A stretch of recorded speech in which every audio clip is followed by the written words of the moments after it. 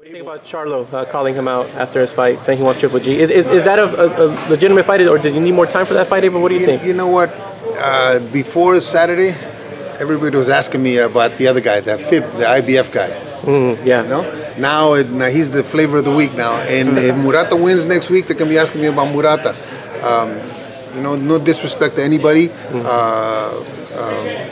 But there's a lot of promoters and managers in this room disguised as journalists. Everybody knows what the next step should be, but yet nobody's ever had a chance to guide a fighter. You know, everybody's got an opinion. Like I said, last week they were talking about Derevyanchenko. This week they're talking about Charlo. What's going to be next week? The unfortunate thing is that you guys don't realize that there was a short period of time. And let me go back even further. Back in 2016, in September, we fought Khan. And then we were supposed to fight. I wanted him to fight like the fans want him 3 or 4 times a year. Yeah. And we proposed the fight in October to Jacobs.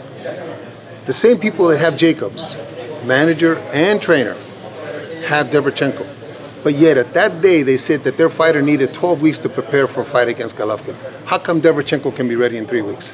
I don't get that. I think it's just, you know, and you guys fall for it. You guys you just hook, line, and sinker.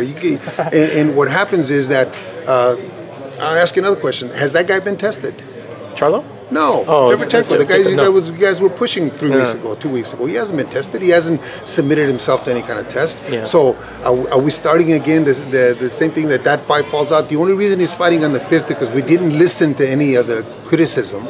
And we didn't listen to any of the criticism that we know in our hearts that it can't be made.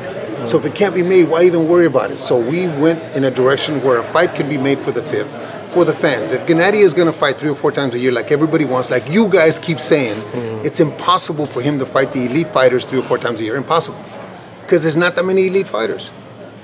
He'd be fighting Joshua in 2 years. Well, he'd run out of elite fighters. So these fights have to happen for him to fight 3 or 4 times a year. It's impossible for him not to fight these fights without, and if they want him to fight 3 or 4 times a year. And Chavez had those fights, Hopkins had those fights. Go back and look at the records.